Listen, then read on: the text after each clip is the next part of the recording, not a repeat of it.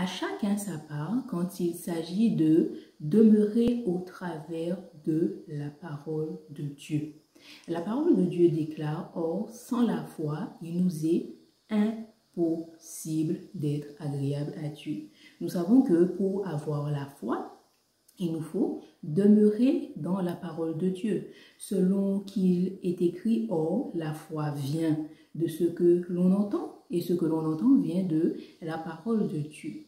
Donc, vous voyez, les serviteurs de Dieu que nous suivons sur les réseaux sociaux, ils font leur part. C'est-à-dire que à un certain moment, ils sont à l'écart, ils cherchent la face de Dieu, ils demeurent dans la parole de Dieu afin que leur foi soit fortifiée, afin de savoir quoi prophétiser au peuple, afin de savoir quoi chanter au peuple, afin de savoir quelle est la prédication à donner au peuple. Donc à chacun sa part quand il s'agit de demeurer au travers de la parole de Dieu. Demeurer dans la parole de Dieu, c'est demeurer en Dieu lui-même.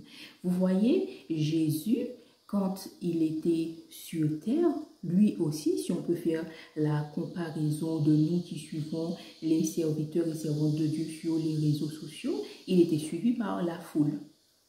La foule voyait ce qu'il faisait, les miracles, les prédications, etc.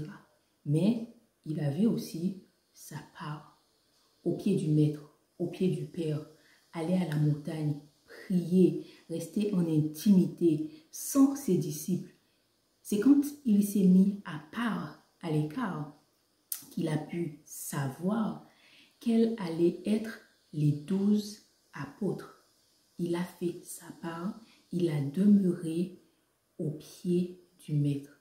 Donc, à notre tour, à chacun sa part quand il s'agit de demeurer dans la parole de Dieu au pied du Maître afin que notre foi soit fortifiée et afin que nous puissions aller au bout de cette course.